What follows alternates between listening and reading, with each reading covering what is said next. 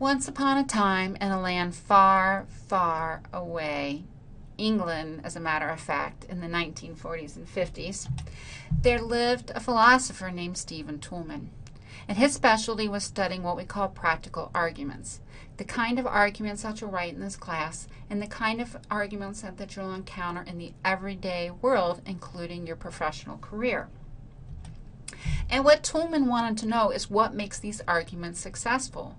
What makes individuals making these arguments come off as mature, reasonable adults with an opinion that is to be believed or trusted. So what Toulmin did is he studied hundreds of court cases, and he found 6 common elements that always are there and present in these practical arguments that make them successful. And we want you to make sure to include those 6 elements in the arguments that you'll write for this course. First of all, there's the purpose of writing the argument in the first place, the thesis or the claim. It's what you want people to do or believe as a result of reading your argument. If we look at the example of changing the drinking age, we can make a certain claim like the drinking age should remain 21. It's pretty direct and to the point, and it's what we want people to do or believe after reading our essay. Second, Toulmin talked about grounds. This is the because part of the argument that we've already discussed. It is basically all the support, evidence, facts, and reasoning that goes into what confirming or showing that your claim is true or should be believed. Think of it this way. Remember when you're connecting the grounds to the claim, that because, so, or therefore kind of connection should always be present. Teenagers aren't mature enough to drink, so the drinking age should remain at 21. Third, Toulmin talked about the warrant. And the warrants are underlying assumptions that we often don't question that are necessary for us to believe someone's argument. For instance, terms like fair or justice mean different things to different people. So you have to define or explain those terms in order for people to believe the rest of your argument. In our example of the changing the drinking age, what we're really saying, the underlying idea here is that only mature people should be allowed to drink. And it gets worse. In this example, you're also going to have to explain what we mean by mature people. 4, the backing. Because those warrants are often in doubt, we need to prove them true. So you're going to provide all those definitions, those facts and support to back up your warrant, just like you would back up your thesis statement.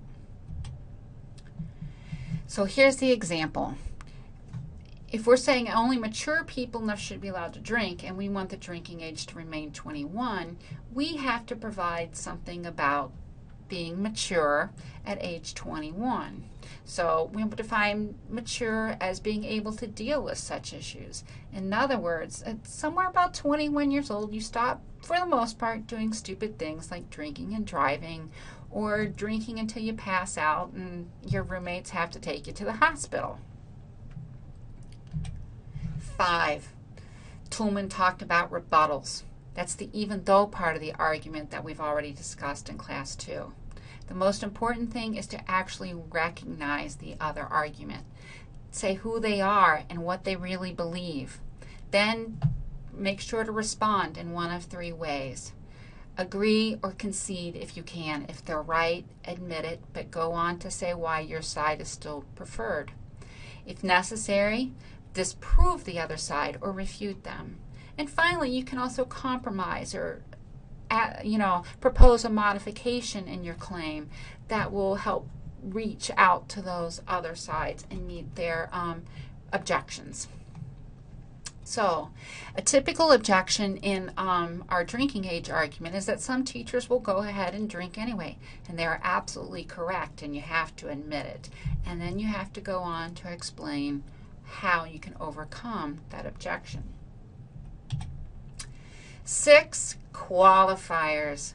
The littlest part, but one of the most important. These are words and phrases that explain when your claim, evidence, and reasoning are true under what circumstances. And really what they're there for is to help you avoid looking kind of stupid, like you haven't thought about all the exceptions that could be going on. If we look at our example and we go back to the idea that teenagers aren't mature enough to drink, someone immediately at that statement is going to say, but what about my friend? And we have to admit that's true. So what we do before they even get to that point is use a qualifier like most. Most teenagers aren't mature enough to drink. And that way we've already admitted that we know it's not true in every case. So why is all this important? The first part is you want all these elements in there so that you do look like that mature, reasonable adult.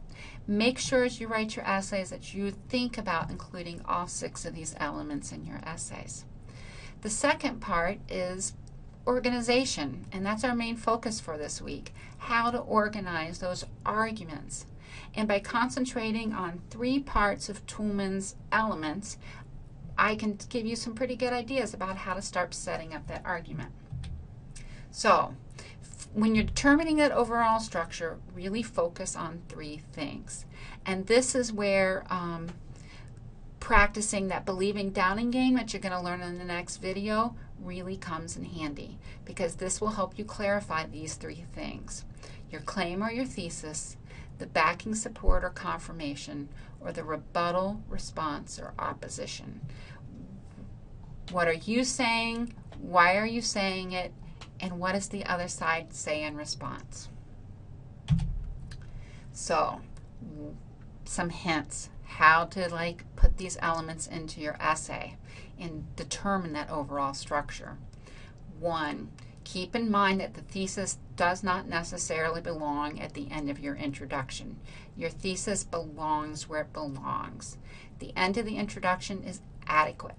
Sometimes moving it elsewhere in your essay is actually enhancing the quality of your essay or the results of your essay. And believe, if you look at that rubric for the class, that's what you want. You want to enhance and support what's going on elsewhere in your essay, not just be adequate. Second, the backing, support, or confirmation, like the thesis statement, it doesn't always have to go first, and it probably shouldn't.